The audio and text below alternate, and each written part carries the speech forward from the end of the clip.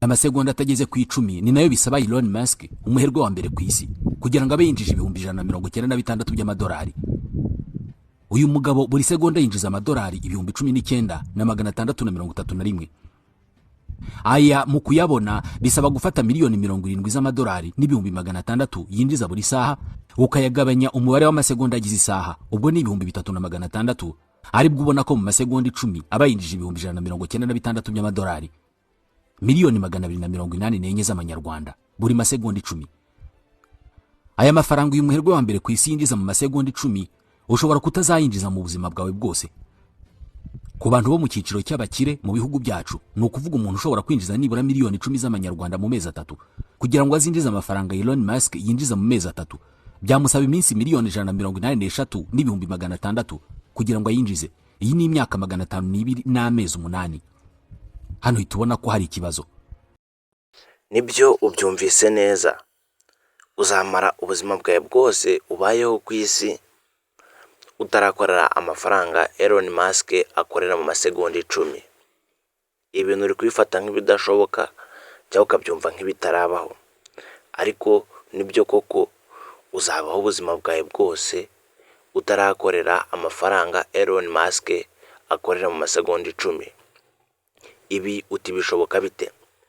Elon Musk nimba akorera ibihumbi 19 mu masegonda 19 by'amadolari, ukaba ugize imyaka 25 nta bihumbi 500 byawe urakorera, uvuga ngo 500 ni ibyawe bwite, uri kumva ubuzima bwose usigajeho cyangwa usigaje aribwo uzabona amafaranga yanasigaye? Nibyo koko ubyumvise nabi, nako byumvise neza.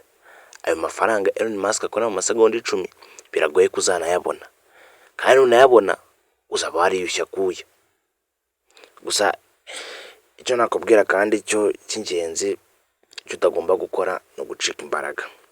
Nago ugomba gucika imbaraga. Gusa aho byumvikanira nk'ibitangaje nuko ku mafaranga Elon Musk akorera mu isaha imwe gusa, guhera saa 1 zuzuye kugera saa 2 zuzuye, akorera amafaranga angana n'ibihumbi 196 mu isaha imwe.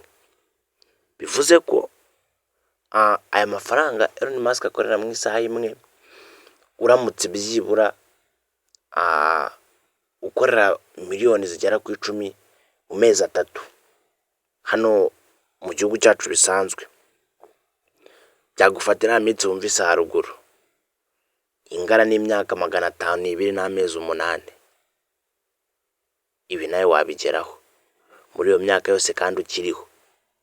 Gusa icyo byasaba kuba uryamye uri mu nzozi uri kubirota, ukimagine wagize imyaka 505 cyangwa warujuje ikinyagihumbi, ugize nk'imyaka 1000. Ibintu byo byashoboka? Bishoboka bite cyangwa byumvikana bite hano mu isi twese ko tuvugira amezi 9, aho umugabo umwe amafaranga bakorera mu isaha imwe wamara ubuzima bwawe bwose utarayakorera, cyangwa amafaranga akorera mu masegonda 10 ukamara imyaka yawe yose nabwo nayo utarayakorera, ariko we bikaba byoroshye kuri urwo rwego aho mu masegonda 10 aba yakoreye. Ni ikibazo kandi gikomeye cyane. Wikiheba, ufite Imana. Nuramuka upfuye utabigezeho, Imana izakujyana uzahasanga byinshi birenze ibyo Elon Musk afite. Icyo ngusaba ni ugusaba wizeye kandi ugasaba n'umutima ukunze. Ibindi nta kimana izakwima. Ihangane unkandire subscribe kugira ngo tuzahure muri video z'ubutaha. Turabakene, raho gukena singeso. Ciao ciao.